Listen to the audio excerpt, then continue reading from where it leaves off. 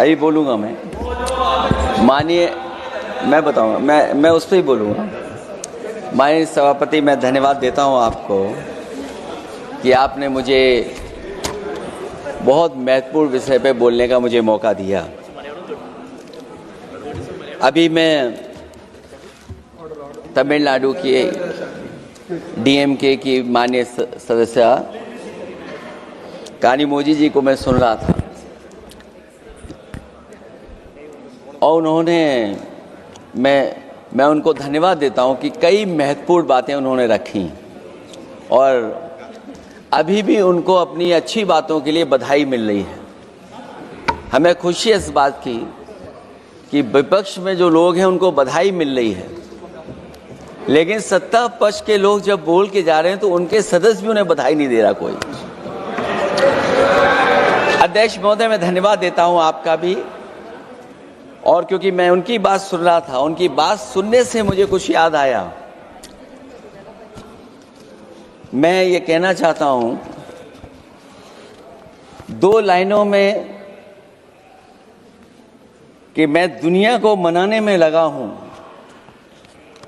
अध्यक्ष महोदय, मैं भारतीय जनता पार्टी के लिए बता रहा हूं ये लाइनें कि मैं दुनिया को मनाने में लगा हूं, मेरा घर मुझसे रूठा जा रहा है। मैं दुनिया को बनाने में लगा हूं, मेरा घर मुझसे रूठा जा रहा है। अध्यक्ष महोदय, बात शुरू करने से पहले मैं सबसे पहले भारत की सेना, उसका आभार, उसका धन्यवाद देना चाहता हूं। दुनिया में साहसी फौजों में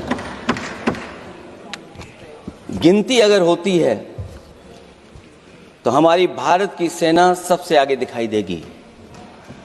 उनके पराक्रम पर, उनकी वीरता पर, उनके अदम्य शौर्य पर हमें सबको गर्व है। कोई ऐसा भारतीय नहीं होगा जिसको गर्व न हो। हमें अपनी फौज पर गर्व है और हमें इस बात के लिए भी गर्व है कि जब सेना ने अपना ऑपरेशन शुरू किया तो पाकिस्तान के जितने भी टेररिस्ट कैंप थे उन पर अटैक किया गया।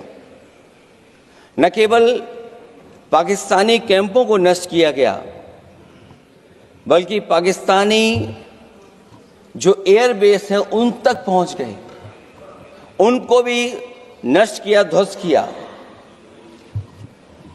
और जब हमारी फौज पाकिस्तान को हमेशा हमेशा के लिए एक पाठ पढ़ा सकती थी, एक ऐसा संदेश जाता कि भविष्य में पाकिस्तान कभी ये हिम्मत नहीं जुटा पाता, और ऐसा भी लगा हम लोगों को,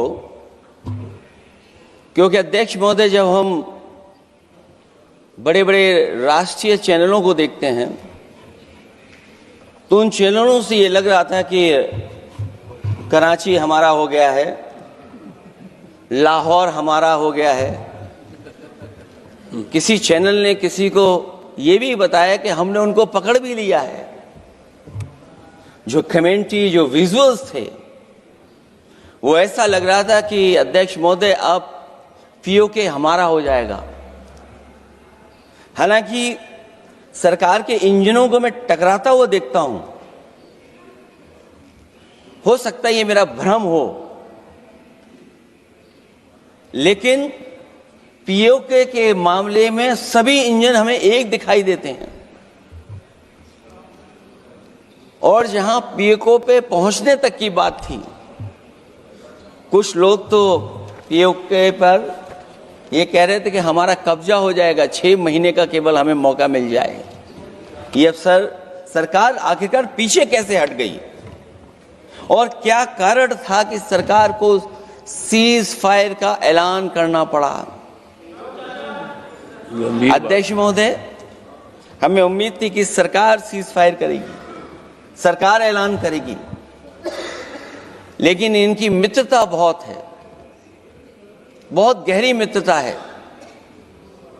और उसका परिणाम ये है कि इन्होंने अपने मित्र से ही कहा कि आप ही सीज फायर अनाउंस कर दीजिए, हमारी कोई जरूरत नहीं है, हम सीज फायर आपसे ही स्वीकार कर लेंगे।